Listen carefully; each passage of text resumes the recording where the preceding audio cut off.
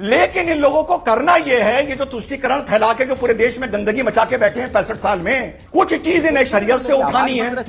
कहीं अगर ये हिंदू एंडोनमेंट एक्ट की दुहाई दे रहे हैं। सुरेंद्र राजपूत आपकी टर्न है, अब आप बीच में नहीं बोलेंगे रिजवान। सुरेंद्र राजपूत आपकी टर्न, क्या बोलेगा? इन सब लोगों के लिए मैं सिर्फ एक ही चीज कहना चाह रहा हूं कि कायदे में रहिए तो फायदे में रहिए। कांग्रेस को गाली देने का काम कुछ यहां पर क्या नाम नीच और निर्लज्ज लोग करने लगते हैं और उसके बाद 2 मिनट में औकात दिखाने की बात करते हैं। कांग्रेस का यकीन सुप्रीम कोर्ट पर शुरू हो गया है। शाहबानों के टाइम पर इन्होंने कांग्रेस की, इन्होंने सुप्रीम कोर्ट की भी नहीं मानी थी। भारतीय जनता पार्टी अब आपकी बारी है। नीच और निर्लज्ज लोग हैं, वो इस तरीके की बातें आपने भी रुक, तेरे को बताते तेरी माँ। अब तुम बीच में बोलोगे तो मैं जवाब दूंगा। तुम बीच में बोलोगे तो 2 मिनट में बदतमीजी कर दूंगा तुम्हारे साथ। ठीक है, अगर बीच में बोलोगे तो अरे ऑडियो डाउन करिए। ओके रिजवान अहमद आपकी टर्न है, आप बोलिए। 1 second, Surendra Rajput audio down है, मेरा निवेदन है इत्मीनान से ठंडा पानी पीजिए, चर्चा अच्छे से करिए। रिजवान अहमद आपकी बारी है, आप अपनी बारी वो बोलिए और नो उसको तमीज सिखाओ। पहले कांग्रेस पार्टी, पहले नेशनल हेराल्ड का मामला देखो जो चोरी चकारी पकड़ी गई है। वक्त हम मुसलमान और बीजेपी निपट लेंगे। और अभी तो रुको, क्लाइमैक्स अभी बाकी। सो हेलो दोस्तों, स्वागत है आप सभी का आपके अपने YouTube channel the debate centre में। दोस्तों आज की इस धमाकेदार डिबेट वीडियो में हम लोग देखने वाले हैं डॉक्टर रिजवान अहमद और दूसरी तरफ हम देखने वाले हैं कांग्रेस पार्टी के प्रवक्ता सुरेंद्र सिंह राजपूत को। यह डिबेट दोस्तों वह बिल संशोधन में सुप्रीम कोर्ट में हुई सुनवाई को लेकर चल रही थी, जिसमें दोस्तों कुछ समय तक तो डिबेट ठीक ठाक चल रही थी, लेकिन डिबेट का माहौल तब बिगड़ जाता है जब डॉक्टर रिजवान अहमद कांग्रेस पार्टी के प्रवक्ता के सामने एक कांग्रेस की पोल खोल रहे थे। तो यह बात सुरेंद्र सिंह राजपूत को बर्दाश्त नहीं होती है और उन्हें ऐसी मिर्ची लगती है कि वो डॉक्टर रिजवान अहमद से डिबेट में ही गाली गलौज करने लगते हैं। लेकिन दोस्तों रिजवान अहमद भी कहाँ पीछे हटने वाले थे, बल्कि उन्होंने आज उल्टा सुरेंद्र सिंह राजपूत को इस डिबेट में अच्छे से धो दिया है।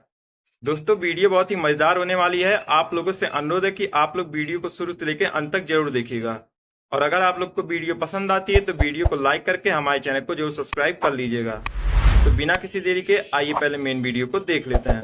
चलिए शुरू करते हैं। तो सुरेंद्र राजपूत, मैं राशिद अल्वी को सुन रहा था। राशिद अल्वी साहब ने बोला कि एक एक्शन का रिएक्शन होता है बंगाल के संदर्भ में, और क्योंकि एक वक्फ का कानून आया उसका रिएक्शन हो रहा है, वो जस्टिफाई कर रहे थे हिंसा को। लेकिन आज कपिल सिब्बल वहाँ पर वकील थे, अभिषेक मनु सिंघवी वकील थे। मैं सीधे तौर पर पूछना चाहता हूँ, क्योंकि आपकी पार्टी ने पुरजोर विरोध किया है इस वक्फ के कानून का। भारतीय जनता पार्टी की एक लाइन है कि आप अक़लियतों को, यानी इस देश के मुसलमानों को उनका हक नहीं देना चाहते, इसलिए इसका की वकालत कर रहे हैं। अमीश भाई, हम लोग देश के अल्पसंख्यक हों, नल हो, नील हो, कोल हो, भील हो, दलित हो, आदिवासी हो, अल्पसंख्यक हो, सबको उनके हक देने की तो लड़ाई लड़ रहे हैं। वक्फ कानून का भी विरोध इसीलिए कर रहे हैं और जातीय जनगणना का भी समर्थन इसीलिए कर रहे हैं। कोई सेंस है इस बात की? रही बात आपने राशिद अल्वी साहब की कही, अब राशिद अल्वी साहब ने क्या कहा तो उसकी तो सफाई वो स्वयं देंगे। वो हम इस बात से वो नहीं है, ना ही का उनका कोई आधिकारिक पर क्या नाम बयान कांग्रेस का बयान माना जाएगा।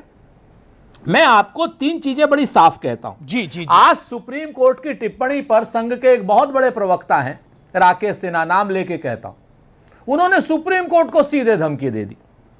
सीधे धमकी दी कि साहब ये अंतरिम आदेश मत पारित करिए, लोग मानेंगे नहीं। ये एक किसी उसमें है, मैं ना चैनल का इसलिए चूंकि आप दूसरे चैनल पर नाम नहीं लूंगा।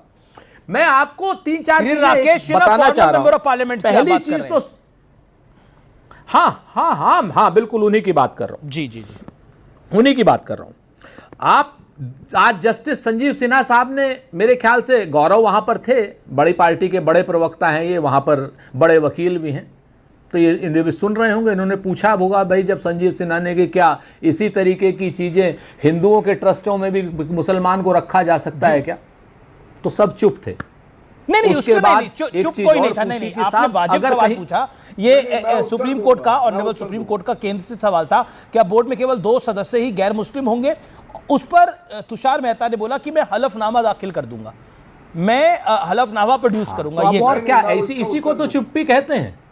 अच्छा, एक मिनट, उसका उत्तर गौरव जी को देने दीजिए, बड़े प्रवक्ता साहब को देने दीजिए। आप काहे को दे रहे हो? बस हवा निकल गई। उत्तर नहीं दे रहा, मैं फैक्ट बता रहा हूं। मैं बिल्कुल उत्तर नहीं दे रहा, मैं फैक्ट बता रहा हूं, क्योंकि आपने बोला वो चुप रहे, आप तो निरपेक्ष भाव से लैंग्वेज में गलत बयान हो जाता है। आप तो निरपेक्ष भाव से सरपंच रहो ना। मैंने कहा आप तो निरपेक्ष भाव से सरपंच रहो, अच्छी बात है।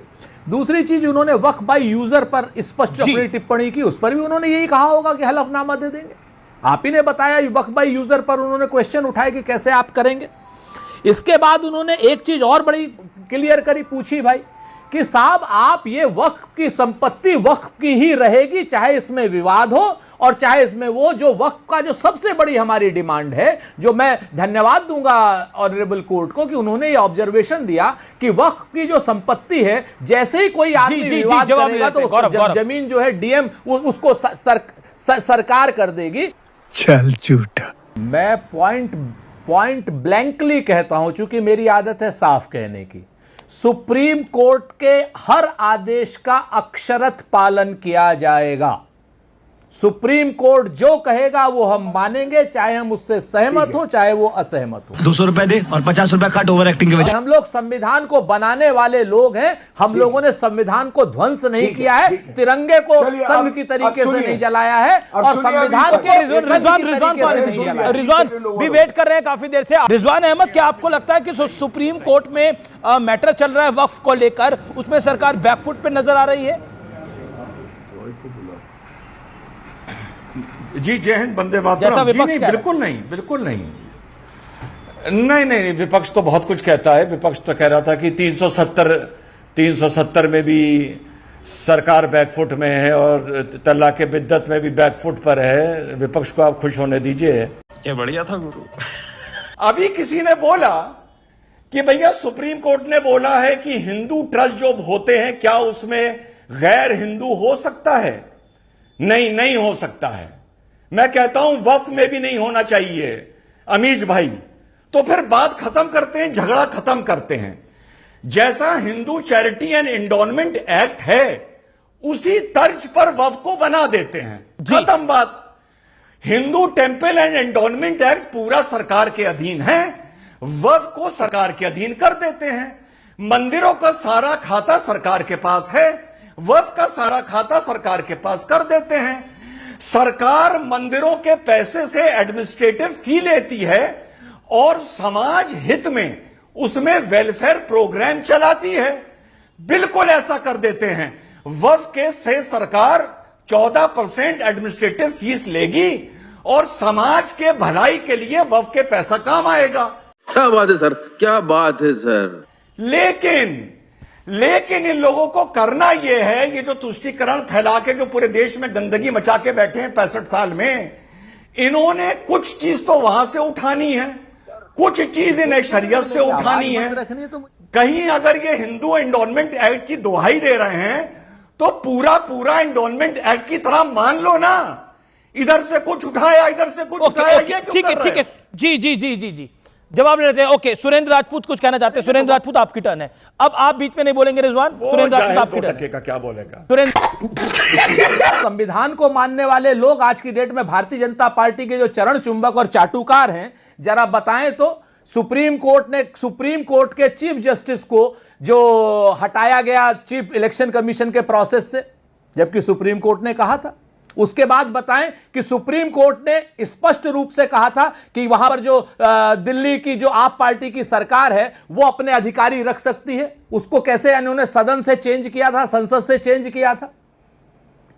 शबरीमाला के टेंपल पर क्या अमित शाह जी का बयान था सुप्रीम कोर्ट के ऊपर, कोई याद दिलाएगा?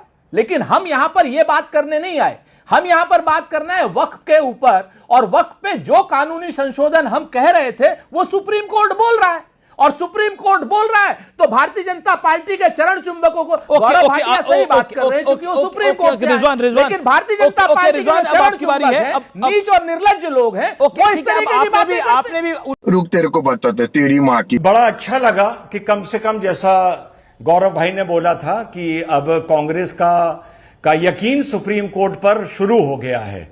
शाहबानों के टाइम पर इन्होंने सुप्रीम कोर्ट की भी नहीं मानी थी।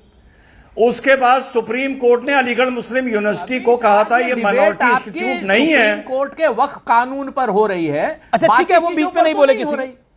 अगर आप इधर यहां से लेके ईरान इराक तक चले जाएंगे, अब तुम बीच में बोलोगे तो मैं जवाब दूंगा। बीच में ना बोल। ये बहस हो तुम बीच पाएगी? में बोलोगे आइए तो 2 शाहबानो मिनट में पर बात बदतमीजी कर कर लीजिए। दूंगा तुम्हारे अच्छा साथ। ठीक है, एक सेकेंड, कोई बदतमीजी 2 नहीं मिनट होगी। में बदतमीजी कर दूंगा दोनों तुम्हारे दोनों साथ अगर बीच में खानदान बोलोगे में तो। बदतमीजी- अरे ऑडियोस डाउन करिए। ओके रिजवान अहमद आपकी टर्न है, आप बोलिए। एक second, Surendra Rajput audio down है, मेरा निवेदन है इत्मीनान से ठंडा पानी पीजिए, चर्चा अच्छे से करिए। रिजवान अहमद आपकी बारी है, आप अपनी बारी वो बोलिए। और नो,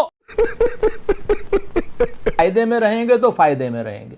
डिबेट को अच्छी तरीके से चलाना है। आज की डेट में कांग्रेस के ऊपर डिबेट करनी है, आए कांग्रेस के ऊपर डिबेट करें।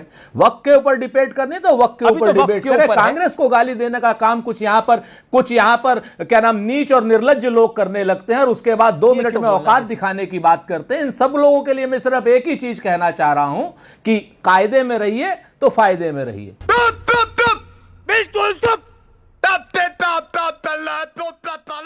उसको तमीज सिखाओ पहले नहीं, डिबेट आप में अपनी बात बैठने को की। रखिए, उसको उनको राजपूत उनको को मैं तमीज बोल दूंगा जो सिखाओ। मुझे बोलना है। आप अपनी बात को रखिए जी। आप मुझसे जी। मुखातिब होइए। तो ये वही कांग्रेस पार्टी है जिसने शाबानो के टाइम में सुप्रीम कोर्ट को नकार दिया था। ये वही कांग्रेस पार्टी है जिसने अलीगढ़ मुस्लिम यूनिवर्सिटी को सुप्रीम कोर्ट ने कहा था it is not a minority institution, और अमेंडमेंट लाके इन्होंने उसको फिर से माइनॉरिटी इंस्टीट्यूशन डिक्लेयर कर दिया था। और कांग्रेस पार्टी, पहले नेशनल हेराल्ड का मामला देखो जो चोरी चकारी पकड़ी गई है, वक्फ हम मुसलमान और बीजेपी निपट लेंगे।